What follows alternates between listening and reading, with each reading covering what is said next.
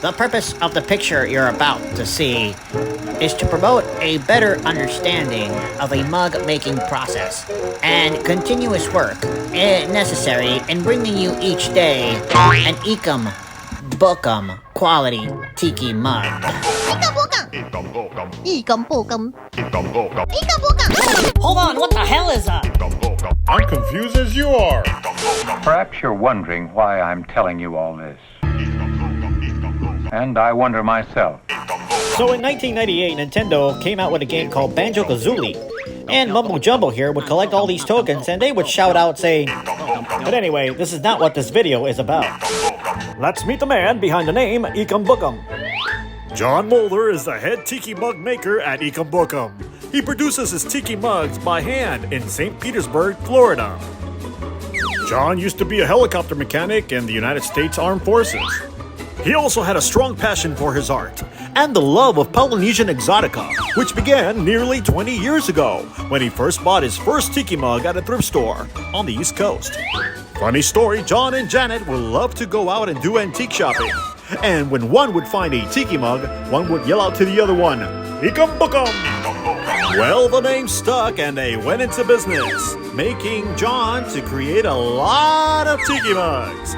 With his fascination of the art and the culture of the South Pacific, it included a lot of influence on his art for many, many years to come. Eekum Bookum is getting back to producing Mulder 142 pieces, which it focuses on event mugs and custom mugs. And where is Eekum Bookum located? Well, that part we can't tell you. You're just gonna have to find that token yourself.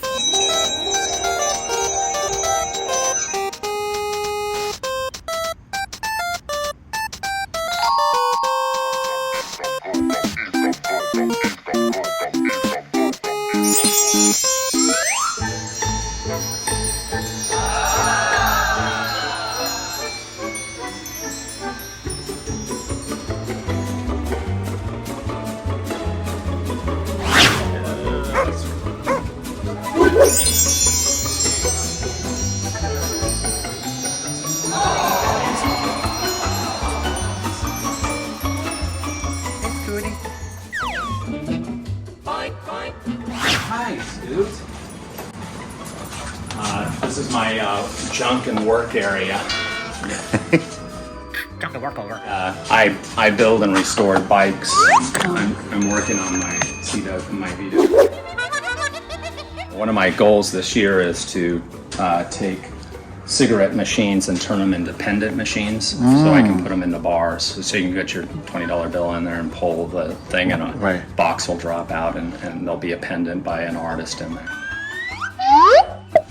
You could put one of those in a Bahi Hut. They used to have a cigarette machine. This is the Bahi Hut, so the Bahi Hut's cigarette machine right here. Oh, wow. Yeah, so the goal is to tiki it up, and then it has 22 slots. Make 22 different pendants that you can choose from, and put them in cigarette box shapes.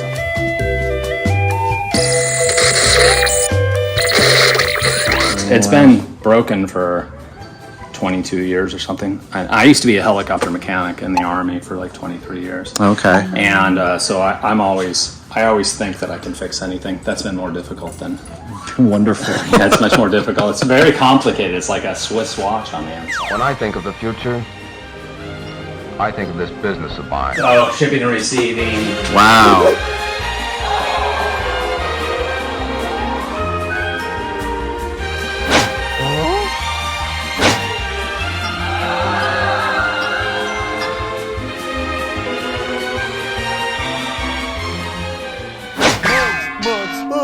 We're currently doing the Lalo, which is a bar in Houston, their 7th and 8th anniversary. They were closed for COVID last year. So we did a combination mug. We're shipping them right now. Their party is next weekend. But I wanted to do a take on a classic rum barrel, but do it stacked, but then also have a nod to kind of like the old hula girls that would bounce around playing the ukulele, but do it Texas style. So it's got some floats, it's got an anchor, it's got a rattlesnake, it's got some cactus, a starfish. I'm really happy with that mug right there. Super stoked. Gorgeous. Suffering Bastard in Sanford.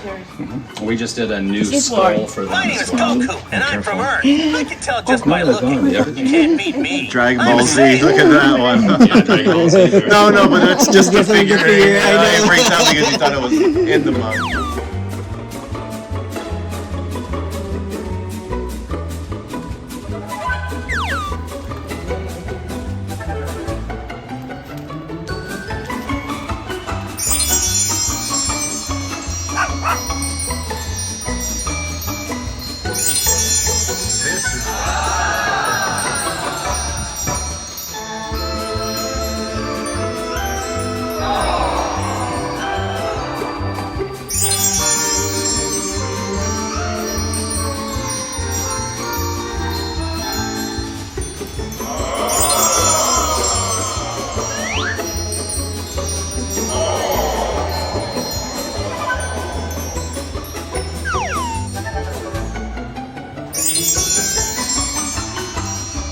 I'd say 80% of our designs are by me.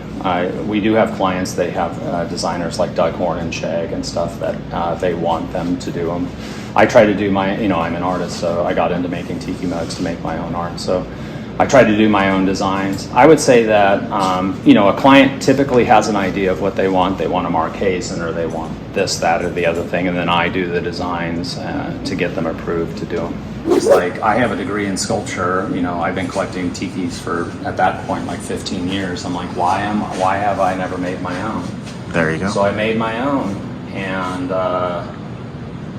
I sold like on Etsy and eBay and started vending at events in like 2010, 2011, and in 2012, an event called Taboo asked me if I would do an event mug for them, and we made our first 75 mug production.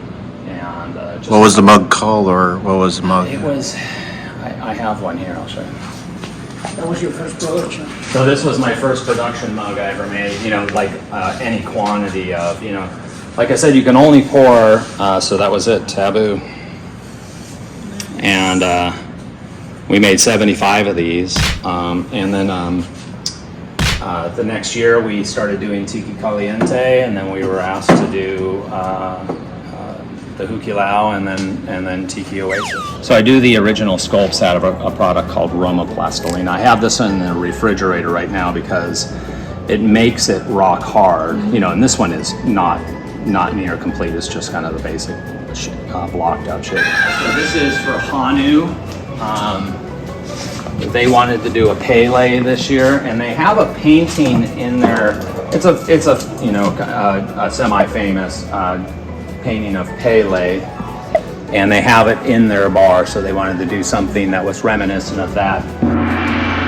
Here is the sculpture. Oh wow, look at that. So you'll be able to put a sugar cube and flame there. We'll make it so you can see on the back, like this is, lava fields and rocks, a little bit of lava coming down. Her hair will come out of fire and come up to her hair. She'll have a flower deal. We have a little bit of the water around the base for the forming of the islands. Pele was the goddess or the deity that explained the formation of sacred lands. So we have to make it in such a way so the pieces come apart and you're able to pull the mug out of it so it doesn't have undercuts, because if it has undercuts, it'll tear the clay away as you're pulling it apart. So we have to be able to pull it apart. And as you can see, this one has this many pieces, 1, 2, 3, 4, 5, 6, 7 pieces. So we'll strap those together and we'll pour a liquid clay into them. All the molds are set now for the weekend, but we'll pour a liquid clay. The clay is called slip, and basically it's about the consistency of milkshake. We'll pour it in there, and because the plaster is porous, it absorbs the water from the clay. And this is the Christmas tree, so that's the base, and this is the Christmas tree. Right. And the longer you leave it in, the more water is absorbed from the clay, the thicker that inside shell becomes. And then after 23 minutes here, we pour the liquid out, and you have they're ready to go into production. So we'll start pouring production molds for those, so that we'll have 10 or 15 molds for this, and we'll be able to pour 30 mugs or 60 mugs a day, depending on how many molds we make. Once we take them out, we have a dehumidifying room. We put them in here. We have dehumidifiers that take all the water out of them. And then they go to our cleaners, and they take the seam lines off of them. If you were to look at these, you can see, like, you can still see that they have their flash line on them for where the seam of the mold is. So we take all that off of it, scrape them down, sand them, do all that stuff, so you can't tell where the seams are. I was asked to design a mug for the 2010 Lambretta Jamboree. And they were doing an art show, so these are the kilns. Let's see. We fire everything up to 2254 degrees, which is stoneware. You can see, like, this is still 250 degrees, but you know, those are the mugs for group. So you have 4 kilns. We run 4 kilns. It's about a 24-hour cycle. It takes anywhere from 6 to 10 hours to fire, and then it takes another 12 hours to cool, because, like I said, they go to 2250 degrees. So we always have, like, one loaded, one firing, one cooling, one, getting ready to go. We can run 2 or 3 kilns at a time, depending on. They take a lot of electricity to run. Yeah, I bet. It's like ovens. I mean. Yeah, they're basically like gigantic toasters. Yeah. So these are our records of the mugs that we have made. There's one more book. These are all the mugs that we have made over the last 12 years.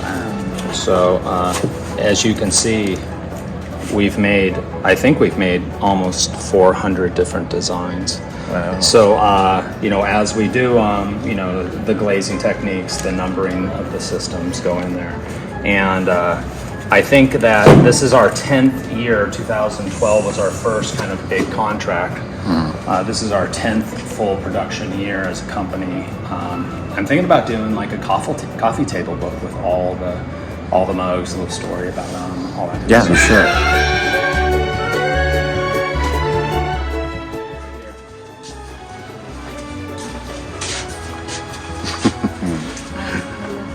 I love that one. Yeah, Tura Satana.